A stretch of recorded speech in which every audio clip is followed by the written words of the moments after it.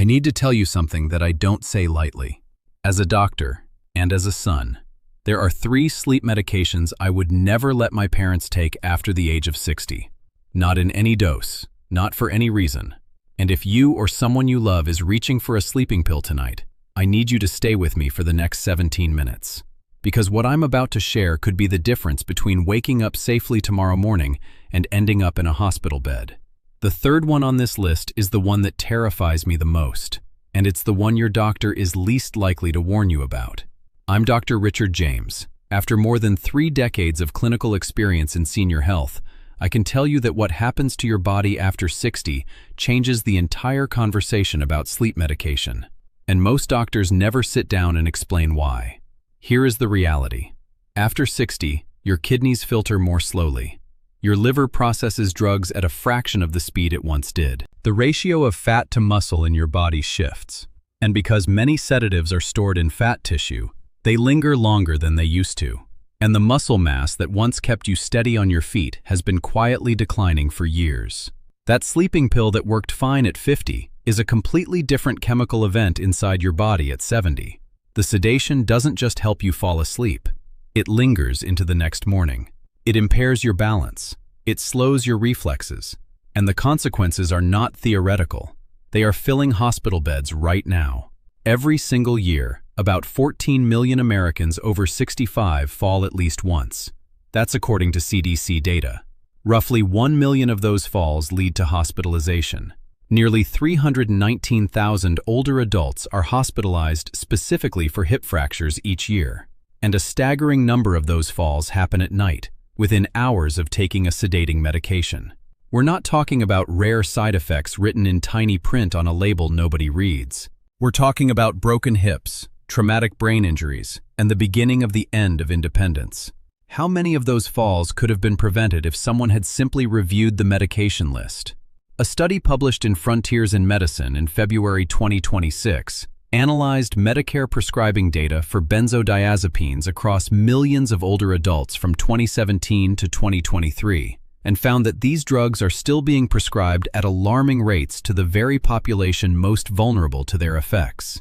The American Geriatric Society has listed both benzodiazepines and Z-drugs as potentially inappropriate for older adults on its Beers criteria for over a decade.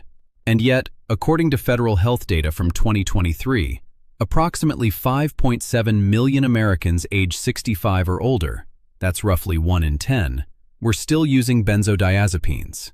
An estimated 25 to 30% of those older adults have been on them longer than recommended. And here's what frustrates me the most as a physician. There's a reason your doctor keeps writing these prescriptions, even when the evidence says they shouldn't. I'll explain exactly why before this video is over. The first sleep medication I would never let my parents take is a benzodiazepine. You might know these by their brand names: Ativan, which is lorazepam; Restoril, which is temazepam; Valium, which is diazepam. If any of those names are sitting in your medicine cabinet right now, I need you to hear this. Benzodiazepines were originally designed for short-term use, 2 to 4 weeks. That was the clinical intention when these drugs were developed. But millions of seniors have been taking them for years, sometimes decades. And the problem is not that these drugs don't work. The problem is what they do to an aging body over time. Here is the mechanism, and I want you to understand this clearly.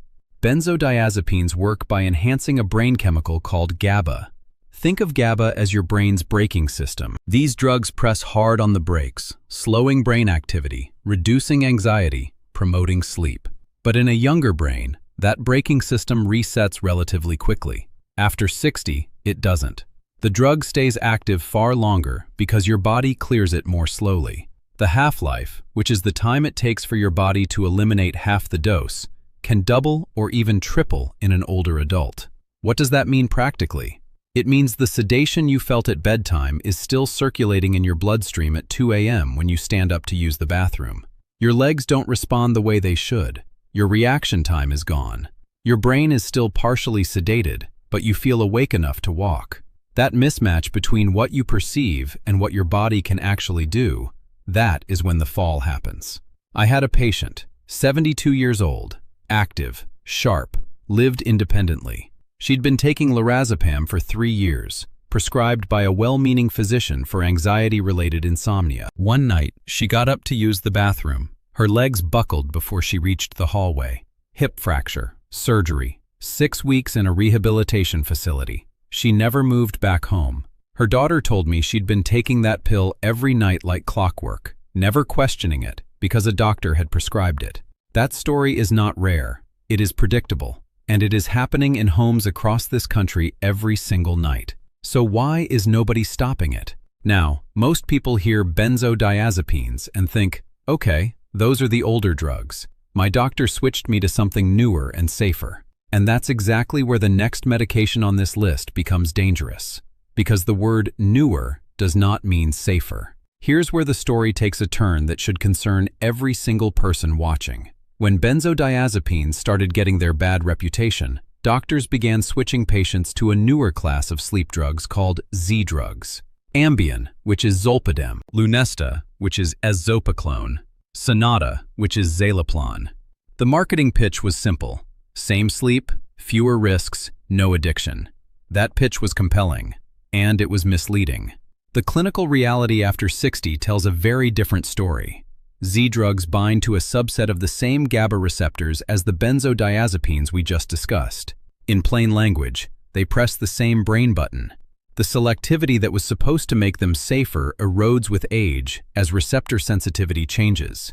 Your brain at 70 doesn't respond to these drugs the way it did at 45. The targeted precision that justified calling them safer becomes less and less precise with every passing year. And Z drugs come with a unique risk profile that benzodiazepines rarely cause. Complex sleep behaviors, sleepwalking, sleep eating. People have woken up with food wrappers in their bed and no memory of eating. And in documented cases, sleep driving, getting behind the wheel of a car while not fully conscious. The FDA added a boxed warning to all 3 of these drugs specifically because of these behaviors. Think about that for a second. A medication prescribed to help you sleep safely can cause you to walk, eat, or drive while your conscious brain is essentially offline. The American Geriatric Society's 2023 Beers criteria lists Z drugs as potentially inappropriate medications for older adults. A clinical review published in European Geriatric Medicine analyzed the fall risk data and concluded that Z drugs in adults over 65 carry fall risk comparable to benzodiazepines. Not slightly less, comparable. Yet these medications continue to be widely prescribed to seniors because both doctors and patients believe they are the safe alternative. That false sense of safety is the most dangerous part. It means nobody questions the prescription. Nobody reevaluates after 6 months, after a year, after 5 years. When was the last time anyone reviewed whether you still need that pill? Here is something you need to know right now. In January 2013, the FDA required manufacturers to cut the recommended dose of Zolpidem in half for women. The data showed that women eliminate Zolpidem from their bodies more slowly, and that blood levels 8 hours after a 10 milligram dose were still high enough to impair driving in 15% of women tested. For the extended release version, that number jumped to 33%. But many doctors never updated the prescription. If you are a woman over 60 still taking 10 milligrams of Ambien, that dose has been considered too high for over a decade. Now, in a few minutes, I'm going to give you exactly what to say to your doctor if you want to come off these medications safely. Because stopping abruptly is dangerous too, and I need you to do this the right way. But here's where this gets truly alarming. The most dangerous situation isn't taking one of these pills on its own. It's what happens when your doctor prescribes one of these alongside something else you're already taking. And that brings me to the 3rd medication on this list, the one that scares me the most. This is the one that keeps me up at night. Because the most dangerous sleep threat isn't a single pill. It's what happens when your medicine cabinet contains 2 or 3 drugs that all slow down your central nervous system, and nobody ever sat down and connected the dots. This is called polypharmacy, and it is a hidden epidemic in senior healthcare. Here's how it works. Your sleep doctor prescribed Ambien. Your primary care doctor told you to take Benadryl for seasonal allergies. And Benadryl, which is diphenhydramine, is itself a sedating antihistamine. Your pain specialist added a low-dose muscle relaxant for your back. Each one of those medications individually increases your fall risk. But together, you've created a sedation cocktail that your 70-year-old body was never designed to handle. CNS depressants, drugs that slow down your central nervous system, have additive effects. Each one turns down the dial on your brain's ability to stay alert, maintain balance, and breathe deeply. When 2 or 3 of them are running simultaneously in an aging body with slower drug clearance, the sedation doesn't just add up, it multiplies. Overnight respiratory depression, where your breathing becomes dangerously shallow while you sleep, becomes a real and under-recognized risk. And this is the answer to the question I raised earlier. This is the reason your doctor keeps prescribing these medications. It's not carelessness. It's not malice. It's a fragmented system where each specialist prescribes for their own concern. The sleep doctor handles insomnia. The pain doctor handles pain. The primary care doctor handles allergies. And nobody looks at the full list together. No single doctor is making a bad decision in isolation. But the system as a whole is creating a compounding risk that nobody owns and nobody monitors. I see this in my practice every single week. A patient comes in with a medication list carrying 8, 10, sometimes 12 drugs. And when I line them up, 3 or 4 of them are quietly sedating the same brain pathways. That patient wonders why they feel groggy every morning. They wonder why their balance feels off. They assume it's just aging. But is it? It's not aging. It's the medications working in concert against them. Those are the 3 sleep medications I would never let my parents take. But knowing the danger isn't enough. You need to know what to do about it. And that starts with addressing something I hear from patients every single day. I've been taking my sleep pill for years and nothing bad has happened. I hear you. And I understand why that feels reassuring. But here's what the research consistently shows. The risk doesn't decrease with time. It increases. Because your body at 75 is not the body that first started taking that pill at 62. Kidney function continues to decline year after year. Muscle mass continues to drop. Drug clearance continues to slow. Every night you take that pill is another roll of the dice, and the odds are shifting against you, not in your favor. So why keep playing? My doctor prescribed it, so it must be safe for me. Your doctor isn't wrong to want you to sleep. Sleep is one of the most powerful medicines your body has. Sleep deprivation in seniors raises cardiovascular risk, accelerates cognitive decline, and weakens immune function. I am not telling you to stop sleeping. I'm telling you that there are better, safer ways to get there after 60. And your doctor will likely agree, once you bring the right information to the conversation. So here is exactly what I want you to do. Tonight, before you go to bed, take every medication bottle from your cabinet and line them up on the counter. Prescription drugs, over-the-counter antihistamines, sleep supplements, pain medications. Anything that says may cause drowsiness, write it down on a single list.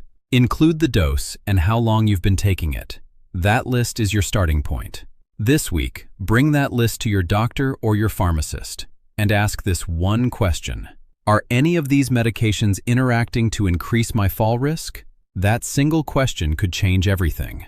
Most pharmacists can run a comprehensive drug interaction check in minutes. Most doctors will welcome that conversation. They simply may not have had all the information in front of them at once before. Here is the critical safety warning. Do not stop taking a benzodiazepine or a Z drug on your own. Stopping abruptly can cause withdrawal seizures, especially if you've been on these medications for months or years. That is not a risk you take alone. This has to be a guided taper, supervised by your doctor, reduced gradually over weeks or months depending on how long you've been on the medication. But the conversation has to start, and now you have the words to start it. Ask about CBT-I. That stands for Cognitive Behavioral Therapy for Insomnia. The American College of Physicians recommends it as the first-line treatment for chronic insomnia in adults, ahead of any medication. It is a structured program, typically lasting 6 to 8 sessions, that retrains your brain's relationship with sleep. It works. It's backed by strong clinical evidence published in the Annals of Internal Medicine in 2016. And it does not put you on the floor at 2 a.m. If your doctor suggests a medication bridge while tapering, ask about low-dose melatonin, 0.5 to 1 milligram, not the 10 milligram bottles sold in most stores. Those megadoses can actually disrupt your natural sleep architecture. Lower is better. and discuss sleep hygiene protocols, consistent bedtime, cool, dark room, no screens for an hour before bed, limited caffeine after noon. These sound simple, but combined with CBT-I, they produce results that outperform sedatives over the long term, without a single dangerous side effect. You deserve to sleep safely, not with a pill that trades 6 hours of unconsciousness for a broken hip in a hospital bed, but with a plan that actually respects what your body needs at this stage of life. If someone you love is over 60 and reaching for a sleeping pill tonight, share this video with them. You might never know it, but you could be the reason they wake up safely tomorrow morning. I'm Dr. Richard James. If this helped you see something nobody had explained to you before, subscribe, because next week I'm covering the 5 medications that quietly raise your blood pressure, and your doctor may not have connected the dots. Take care of yourself tonight. You've earned a good night's rest. I'll see you in the next one.